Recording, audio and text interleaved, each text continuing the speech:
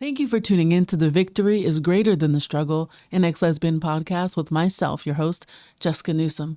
We're going to be talking about dealing with other people. I don't know about you guys, but sometimes it is definitely difficult dealing with, frankly, difficult people, right? I think that in my life, I had gotten used to basically pushing people away outside of my bubble so that I didn't have to deal with people whom would frustrate me or make me mad, things like that. I'm talking about even family, right? I would be quick to just X people out so I could live in my happy bubble. And that's not necessarily wrong, right? We're supposed to have healthy boundaries, but at the same time, if you push everyone away so that you don't have to deal with disagreements, even healthy disagreements, right, or correction, then we could end up living a life that isn't totally living life to the fullest as God would have us, right? Because God wants us to interact with people. He wants for us to have relationships with other people, but relationships will always come with issues, and so dealing with people, in the season that I'm in now, I don't have, the freedom to necessarily push people away, right? And so I am having to face and to confront certain issues, right? And what I've noticed about myself is anger that can come up, that can boil up and boil over and bubble over into other areas in my life. And it's frustrating because normally I just kick those issues to the curb. I'd kick those people to the curb. I'd love people from a distance, but I don't have that opportunity to do so. And maybe you're in that space. You're in that place to where it's like, I can't get rid of some of the people whom I have issues with. I can't get rid of just some of these family members. I have to be in contact with them for whatever reason. So what we have to learn to do is to deal with arguments, to deal with confrontation head on and appropriately. I think some people may be like I am and you just go in defense mode, right? When it feels like someone is accusing you, when it feels like someone is attacking you, we automatically pull out, our guns blazing. We're in defense mode. We're like, say something again. I'm going to shoot you with these words, right? I am going to use my mouth as a weapon to shut you up because you're hurting me, right? You're hurting my feelings, right? I feel like you're attacking me. So the first thing that I think to do is to attack you back in a manner that would shut you up and that would basically to where I win. A lot of us like to win arguments. We do. We feel better when we win an argument. We feel like we're on top and we're like, yeah, that's right. I put you in your place, end of the story. And that's not how God desires us to address situations, right? So if we look at 2 Timothy 2:24, it says this, and the Lord's servant must not be quarrelsome, but kind to everyone, able to teach, patiently enduring evil. This is not always easy, right? We must not be quarrelsome. That in and of itself can be tricky, especially over social media, right? I can't tell you, it may have been a couple times over social media where someone has tried to come at me, right? They just try to come for me. And I'm like, I'm going to shut you down real quick. We can get really just about it over social media, can't we? Right? When we don't have, when we are not face to face with someone, we are more bold over social media. We'll say whatever we want over social media. And my question to you is, do those conversations, do those back and forth conversations, do they uplift? Do they edify? Or forget that. Do they solve anything? 9 times out of 10, it doesn't. You just want to hear yourself speak, get your point across, and the other person is doing the same. So you aren't even trying to hear one another. That's not even something that is on our minds half the time. We just want to hear ourselves talk and we want the other person to listen, but no one's listening, right?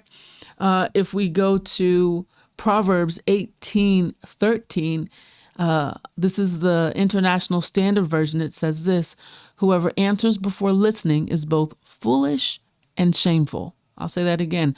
Whoever answers before listening is both foolish and shameful. One of the quotes that I hear a lot is assumptions make an ass out of you and me, right? And a lot of times, myself included, we will jump to assumptions. How many times have you played a conversation in your head when the other person is not even around? You are playing in your head what they're going to say, how they're going to react, and what you're going to do to put your defenses up so that they don't attack you in that manner to make you feel a certain kind of negative way. And if we really try to look at this stuff with spiritual eyes instead of earthly eyes and our earthly mind, it comes down to, again, that this world that we live in, this world that we can see, that we can touch, right? This world that we could feel, there is a supernatural world, right? That is all around us. It's the heavens, right? You have God, you have Jesus, you have angels, you have all of these things that are just moving and operating. And the Bible talks about how he wants us, how Jesus has given us the authority, how God has given us the authority through Jesus Christ to be able to conquer the enemy, to speak things into existence, right? And we aren't always using those tools that the Bible has given us. We look at Ephesians 6, the full armor of God. There's not many people that can say, yeah, I walk in that all the time. Whenever there's an argument, I make sure to put on the full armor of God, right? The helmet of salvation, the breastplate of righteousness, the shoes of peace, right? Like all that stuff. No, right? A lot of times we attack a situation, by just doing that, attacking it, being defensive, and it doesn't solve anything. So if we look at things from a supernatural perspective, then we can realize that, hey, okay, the enemy is out, again, I say this all the time, to steal, kill, and destroy. So those thoughts that go through your mind that are negative, those thoughts where you are assuming and believing that a person is going to act a certain way, even though they haven't yet, right? They haven't even done it yet, but you're already putting this weight on them, thinking that they're going to act a certain way and they haven't. You haven't even given them a chance. But those thoughts, 9.9 times out of 10, it's literally coming from the enemy. Literally. I've told this story probably just once or twice, where I was really struggling with the sin, with the sexual sin, and I could not get it into my head that the thoughts were not mine, because it sounded like my thoughts. It sounded like, how I think and how I feel and how I dissect things. It sounded like, these are my thoughts, that this is my heart. And because of that, I felt so condemned that it was hard for me to come to God. It was hard for me to come to God with this situation because I was the bad person. Because I'm thinking these thoughts. They're my thoughts. I'm claiming them as my thoughts. So I'm the bad person. So I feel so unworthy to come to God for forgiveness, right? Because I feel as though I need forgiveness because I'm a filthy person in here, in my mind. And my friend, hanging out with her, we had situation after situation. I mean, this was daily, back to back, over a couple of weeks, because God's like, we're going to work on this area. Where when I would have these negative thoughts, she would look at me and she would say, Jessica, what are you thinking? And at first I'm like, nothing, right? Nothing. And she goes, okay. And then I would have another negative thought. And these thoughts were negative thoughts. There were sexual thoughts, right? But they could also be negative thoughts like, man, you know what?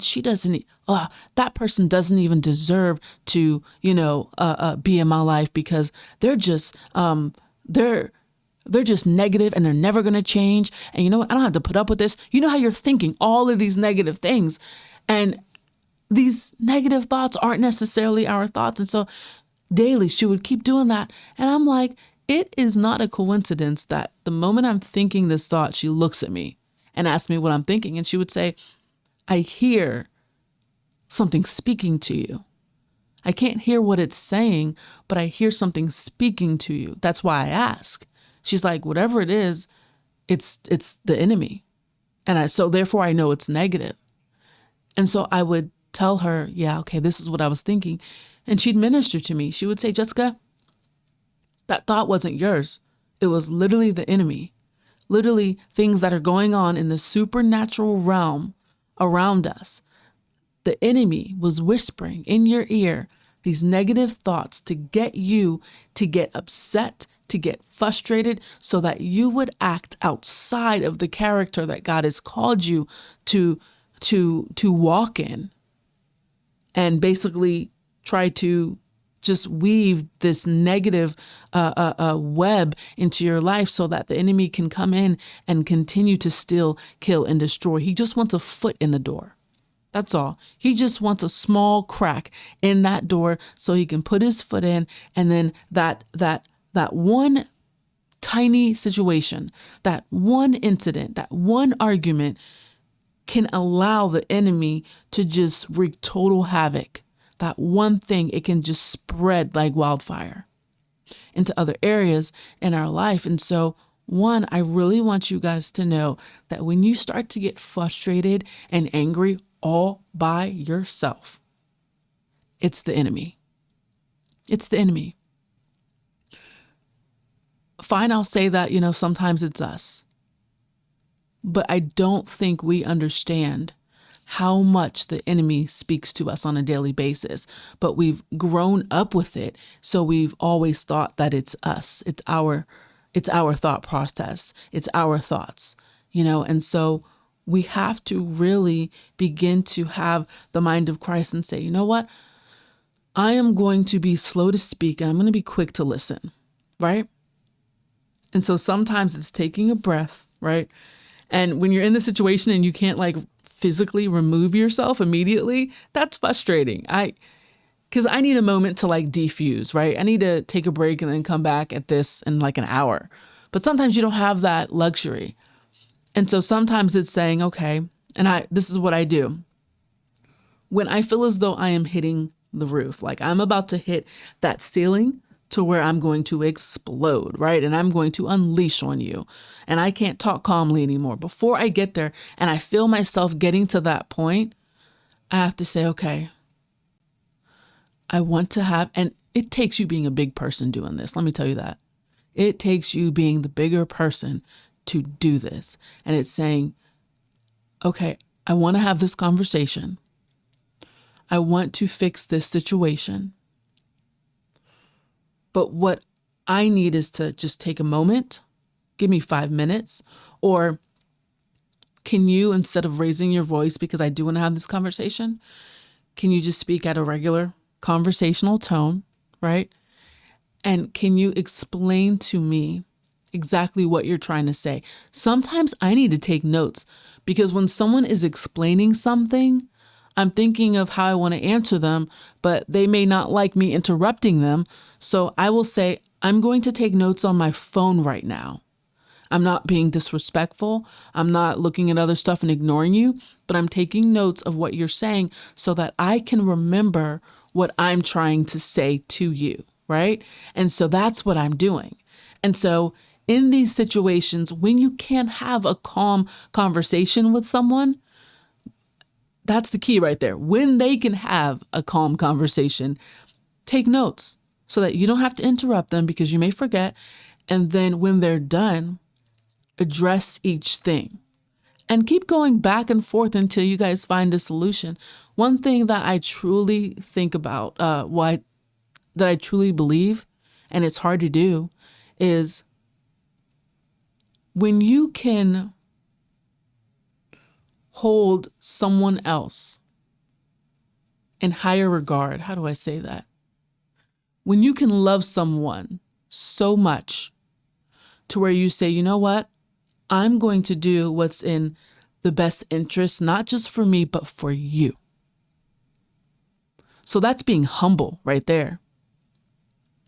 What do I need to do to make this better for you? If both of you could do that, you automatically come to some type of middle ground. It's when we think that we need to be heard, when you're in the wrong, right? When you need to listen because you're wrong and that's it, that's when things don't really get resolved. Maybe they do, but a lot of damage might have been done in the process. And some of that damage, it's hard to let go of for some people. I can let go of stuff. Like my personality, I can let go of things. I have no problem with forgiving and forgetting, right? I can forgive you and then I could take it and I could throw it out and be like, okay, cool. Like we had a good conversation. It got heated a little bit, but now it's good. Let's move on. Some people can't move on as quickly as others. Some people can forgive, but they hold that resentment somewhere on the inside, right? And you could tell because it'll come up in another area of life or in a future conversation or disagreement. And so you really have to be careful with how you handle disagreements and altercations the first time. So damage is not done so that, it will become residue in another area of life, because you don't want that. And so as a Christian, we have to be quick to listen, because a lot of times we think we understand what someone is trying to say, but we really don't. We really don't. I've seen so many of those videos on YouTube. I love them. And it'll be like school-age kids. And they were in some other country. It was hilarious. And it was like a line of 20, 30 kids. And they didn't say a phrase, but they acted out a little thing, right? If you could see me, then it was something like, like this. It was like, right? That was the action that he did. To watch the other people, to watch that person go, okay, turn around and do that same action and go all the way down. At the end, it was ridiculous. At the end, it was something like something stupid, right? Or just playing telephone. And you say a sentence and then 20 people later, it is not the same sentence.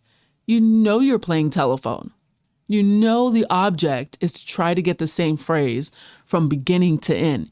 Everyone is trying their best and they still can't get it right. So imagine being in a heated argument trying to do this, and you're talking fast, you're upset, you're irritated, right? Me, when I talk and I'm upset, I have squirrel brain. Like naturally, like I go all over the place in a conversation, right? And the people that I love the most are the people that get me in that manner. They can follow the squirrel brain, right? But in an argument, right, or a conversation that's kind of heated or whatever, I'm going all squirrel brain and I'm like, you better follow me through this, right? And people are like, yeah, I can't do that, right? And it's just, you have to articulate yourself in a manner in which someone can understand. So if I am someone that needs examples, please give me examples, right? If you need for me to not interrupt you, then I have to take notes. Does that make sense? And so just in general, when it comes down to being a Christian and dealing with situations and people and conversations, I'm bringing this topic up not for just like a minute reason. It's because if we as Christians, if we as followers of Christ Jesus can articulate ourselves better, be a little bit more calm, be a little bit more understanding, listen more, I think that the church wouldn't look so silly to other people, right? Because a lot of people just think we're just whack. We're hypocrites. We're just, you name it, right? And then we argue in front of outsiders, people who are not Christian, we argue with each other in front of them. How stupid do we look? Honestly, like, and I've done this, I've done it. I have gotten caught up in my feelings and emotions and just reacted. And reacting is never good. Just reacting is never good. It may feel good for the moment. Oh yeah, it feels good for the moment. You're like, yeah, that's what you get. I shut you down. But then you look stupid in the end. You look foolish. And now that outsider, those people who were watching you, now they have this negative perception of you. Now the image of maybe your ministry is a little different to them now. And man, is it worth having 2 minutes of victorious rebuttal over not being able to save that lost soul because of what I did? When God was like, I have these people who are waiting to be edified by you, who are waiting for ministry from you. But now you've turned them off and they have to go somewhere else because you wanted to have 2 minutes of glorious victory. And so we really have to be careful when it comes down to that. I encourage you guys to realize that when you start to get very angry, when you start to get very upset, to realize that the enemy is at work and that you don't want the enemy trying to mess up relationships or what God is doing in your life or someone else's life. And that maybe we need to begin to learn, what we need to do in order to have or facilitate better conversation. That could be just taking a break, but letting the other person know, I want to have this conversation, but I need a break right now. I love you, but I just need an hour. Or give me a couple hours. I'll talk to you before I go to bed, right? We have to, as Christians, always be the bigger person, and it's not fun, and it's not easy, but it's beneficial, not just for you, but for others. I hope that you guys enjoyed that. Thank you for listening. Love you guys. See you next time.